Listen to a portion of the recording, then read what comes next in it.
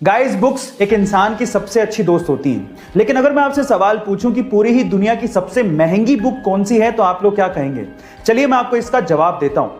उस महंगी बुक का नाम है द कोडेक्स ऑफ लिसेस्टर, जिसे बिल गेट्स ने 1994 में लगभग 30.8 मिलियन डॉलर से खरीदा था, यानी कि 200 करोड़ रुपए के लगभग इसको खरीदा था। लेकिन आज के टाइम पे अगर इन्फ्लेशन जोड़ दिया जाए तो उसकी कीमत 53 मिलियन डॉलर्स के करीब है। इस बुक को लियोनार्डो द विंसी ने खुद ने लिखा था। गाइस, आपको ये इंफॉर्मेशन कैसी लगी चैट सेक्शन में जरूर लिखेगा।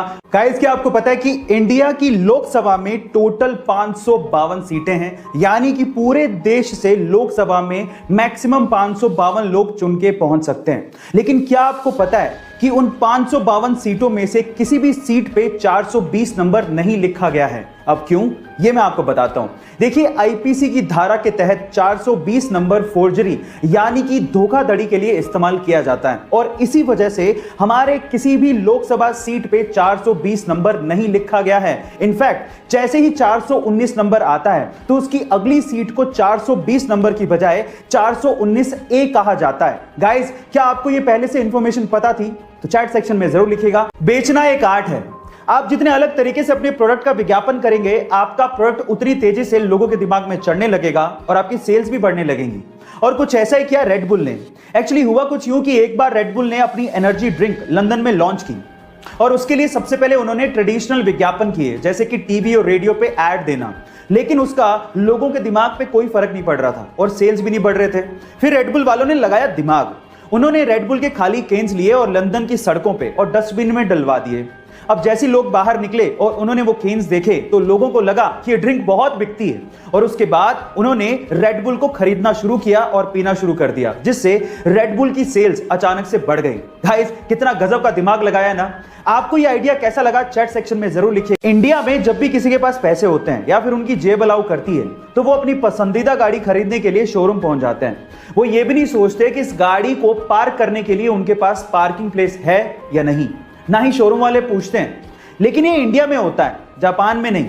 गाइस, जापान में अगर आपको गाड़ी खरीदनी है तो आपको पहले स्थानीय पुलिस स्टेशन पहुंचकर पार्किंग के दस्तावेज जमा कराने पड़ेंगे। उसके बाद पुलिस वाले आपको पार्किंग स्पेस सर्टिफिकेट देंगे और उसके बाद ही आप गाड़ी खरीद पाओगे। गाइस, क्या आपको भी लगता है कि इंडिया में भी ऐसा कुछ होना चाहिए? चैट सेक्शन में जरूर लिखिएगा। हम लोग भावात्मक तरीके से कई बार इंग्लिश को गलत बोलते हैं। कैसे? मैं आपको एग्जांपल के साथ बताता हूं। जैसे कि अगर किसी की शादी की सालगिरह है तो उसे मैरिज एनिवर्सरी नहीं कहते, उसे वेडिंग एनिवर्सरी कहते हैं।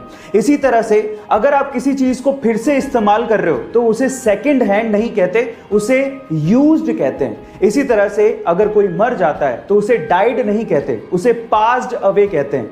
इसी तरह से अगर कोई गरीब है तो उसे पुअर नहीं कहते, उसे अंडर प्रिविलेज्ड कहते हैं। और फाइनली अगर कोई मोटा है तो उसे फैट नहीं कहते, उसे फुल फिगर्ड कहते हैं। गाइज, आपको इंग्लिश की ये नॉलेज कैसी लगी चैट सेक्शन में जरूर लिखेगा। गाइज, अगर आप किसी डॉक्टर के पास कभी गए हो तो आपको देखने के बाद वो एक पर्ची पर दवाई लिख के देता है, लेकिन दवाई लिखने के बाद ऊपर वो RX भी लिखता है। क्या आप उसका मतलब जानते हैं? इनफैक्ट बहुत सारे डॉक्टर्स भी उस RX का मतलब नहीं जानते। तो चलिए मैं आपको बताता हूं।